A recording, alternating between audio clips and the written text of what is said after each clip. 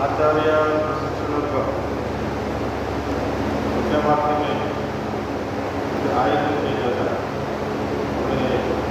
उत्तर पूर्व क्षेत्र में ग्रीष्मावकाश में इस तरह का होता है।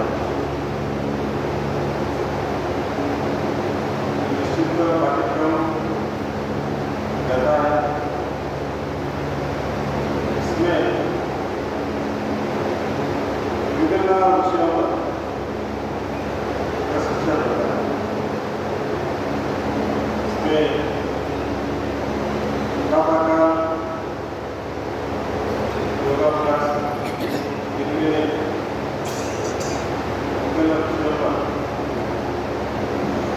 बहुत ही अभ्यास जो प्राणायाम विषय है, जो ज्ञान करने वाला विषय है, ज्ञान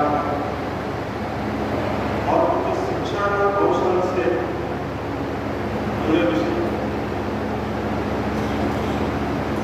और शाम को शारीरिक अभ्यास और आपको चर्चा का विषय और संध्या प्रार्थना करते रहते हैं। इस सभागार में भी दो श्रेणी के नए आचार्य उपस्थित हैं। एक में 1 वर्ष पुराना इस प्रकार की शिक्षा में भाग लिए हैं। किसी न किसी विद्यालय में अभी कार्यरत और एक श्रेणी नए हैं। लिखित परीक्षा में साक्षात्कार में सिलेक्शन हुआ है। उनके लिए 20 दिन का प्रशिक्षण है।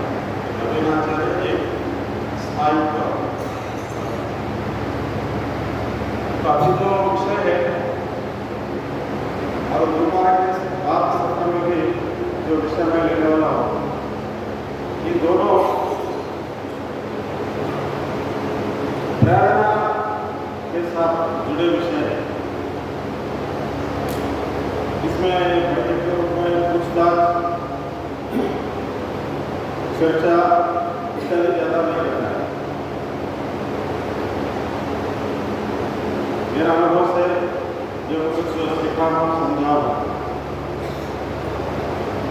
उन विषयों का मेरी ओर से आपके सामने निवेदन रहता है। इसलिए आप दोनों श्रेणी के आचार्य एक साथ आए।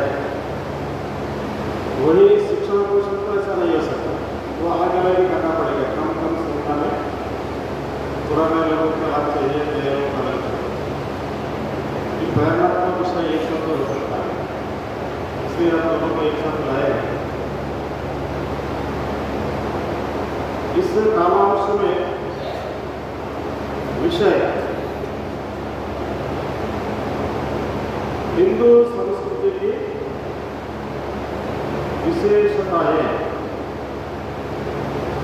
हिंदू संस्कृति की विशेषताएं।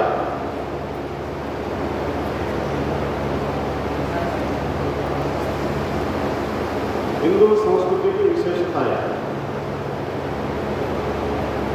हम जब हिंदू शब्द प्रयोग करते हैं,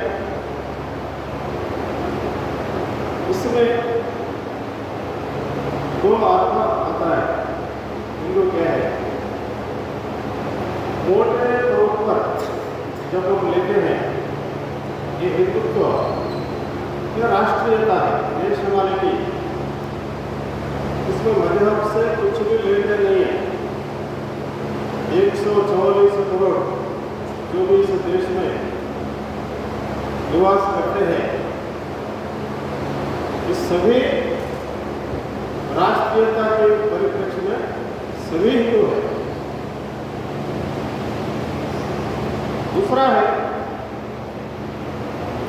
प्राचीन काल से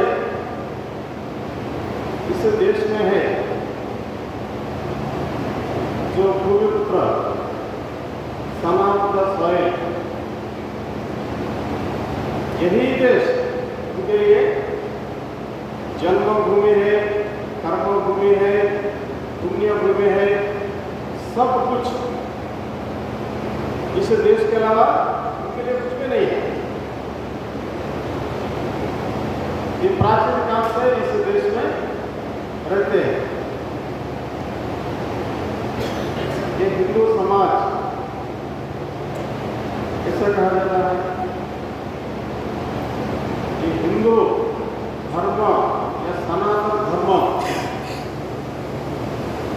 इसको मानने वाले। तो आज के अपने विषय में ये जो भूमिपुत्र है प्राचीन काल से इस देश में है, इसी देश के साथ उनको सब कुछ जुड़ा हुआ है। इस देश के अलावा उनको इस दुनिया में कुछ भी नहीं है। जन्मभूमि, मातृभूमि, कर्मभूमि, पुण्यभूमि, एवरीथिंग। और इस सनातन धर्म को फॉलो करते हैं, जो इस भारत की मिट्टी से पैदा हुआ है।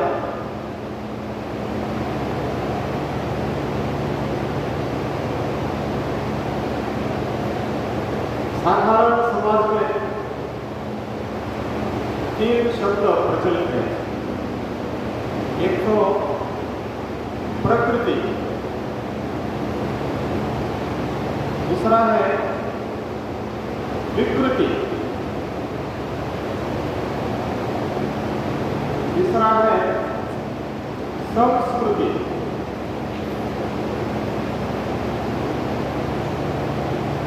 समझे,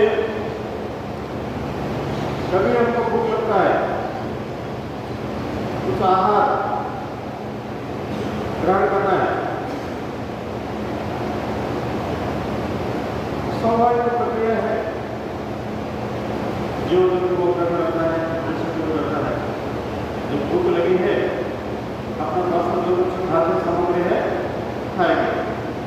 यह हो गया प्रकृति, तो स्वाभाविक रूप से जो होता है। दूसरा है विकृति। जब आपको भूख लगी है, इधर उधर देखे, मेरे बाजू वाले के पास में कुछ अच्छी चीजें खाने के लिए, जबरदस्ती उनसे छीन लेना, जबरदस्ती उनसे छीन लेना। तो इनके कमाई नहीं है, कष्टार्जित कुछ भी नहीं है, दूसरों की कमाई है, दूसरों का कष्टार्जित है, उनसे छीन लेना, यह विकृति। तीसरा है संस्कृति। भूख लगी है, खाद्य वस्तु है, दाएं बाएं आगे से देखना, और भी लोग हैं क्या, उनको भी तो भूख लग सकता है। उनके साथ मिलकर फिर एक खाद्य सामग्री ग्रहण करना, मतलब केवल अपने चिंता नहीं, अपने पास जो अन्य लोग हैं उनको अपनी जरूरतों को पूरा करना, अपने पास जो कुछ है 4 लोगों के साथ शेयर करना, मिलकर ग्रहण करना, केवल अकेले में लेना नहीं, बाकी लोगों का भी चिंता करना, उनके भी आवश्यकता पूरी करना। यह है संस्कृति। कोई भी व्यक्ति या किसी भी समाज की श्रेष्ठता क्या है, इस आधार पर निर्णय किया जाता है। उस व्यक्ति में, उस समाज से, उस देश में जो श्रेष्ठ बात है, अच्छी बात है, उनकी स्पेशलिटीज, उन श्रेष्ठ विषयों के आधार पर इस व्यक्ति का, समाज का, देश का ये सांस्कृतिक मूल्य है।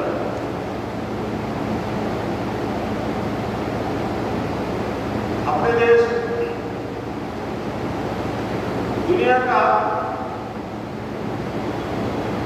प्राचीनतम देश, ये दुनिया के सभी विद्वान स्वीकार करते हैं, इसमें कोई